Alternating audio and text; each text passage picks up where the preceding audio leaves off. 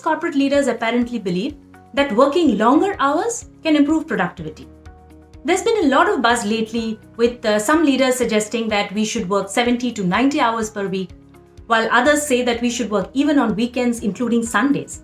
And there are some who are even suggesting that we should cut down on the public holidays, which technically means that we should work even during our festivals. Now that got me thinking, is that how we measure productivity now? Hey everyone, and welcome back to the Career Lounge. In today's video, we are going to dive into why working longer hours does not necessarily mean working better, and what employers and employees can do to boost productivity without burning out.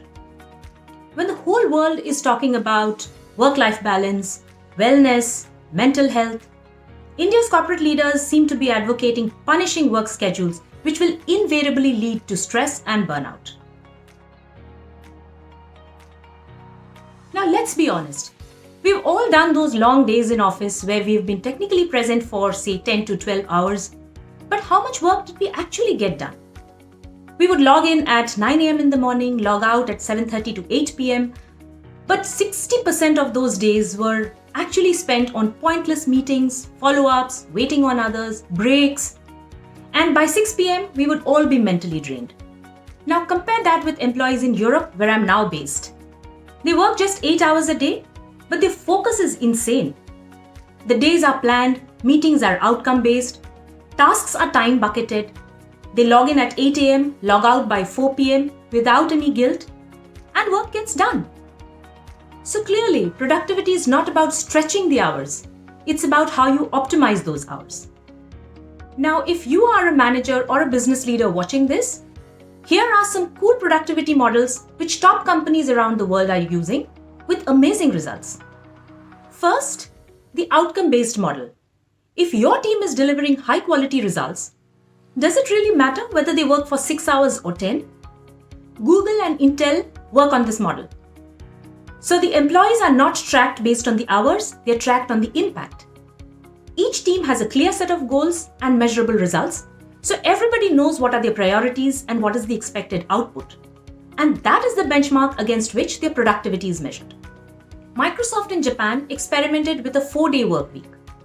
No extra hours, no pay cuts, but guess what? The productivity boosted by 40%. Why? Because people were more focused, they were less burnt out, and made smarter use of the time. Second is the trust and autonomy model. Micromanaging kills creativity. Let people own their work. It motivates them to give their best. Allow flexible options where possible.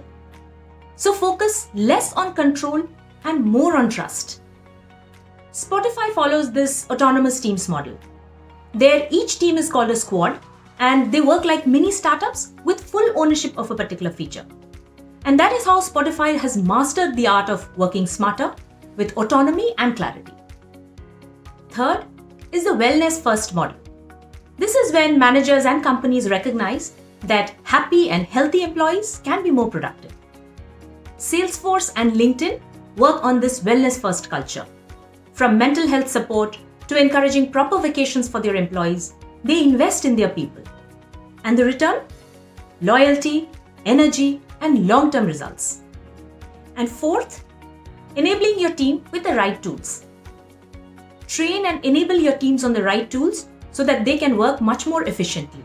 An employee who knows the right tools can complete a 3-hour task in just 1 hour. And now, for all of us employees, including me, here's how we can work smarter. First, time management. It's a game changer. You could try the Pomodoro technique, which means you do focused work for 25 minutes and then take a 5 minutes break. You can maintain a to-do list and then tick off every task that you have completed in that 25 minutes. You can also try time blocking on your calendar for completing specific tasks through the day in a focused manner. Second, stop multitasking. We may be thinking we are being very efficient, but trust me, switching from one task to the other actually reduces our focus. So, one thing at a time. Third, use the right tools. Upskill yourself on tools that will help you work smarter. For example, the Notion tool or other AI tools, automation platforms, anything that will improve your efficiency in planning and executing your tasks. And fourth, Take initiative. Instead of waiting for someone to assign you work, see if there is something which you can pick up on your own and take ownership. If you're waiting for someone to give you a response, which is delaying your work, follow up. These small actions will reduce your waiting time significantly and help you to complete your job faster. One thing I've learned working in Europe for so many years is that rest is a part of productivity. The daily and weekly rests here are non-negotiable. People are encouraged to go on vacations, and the result? They come back refreshed and energized and ready to work better. Meanwhile, burnout is so normalized in the Indian work culture. It's not only unfortunate, but also damaging to one's health, both physical and mental.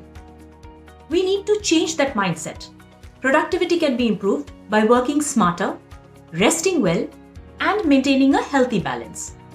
So what are your thoughts about working longer versus working smarter? Let me know in the comments. If you found this video helpful, please press the like button and subscribe to my channel because I have more career hacks coming your way. See you in the next one. Till then, bye-bye.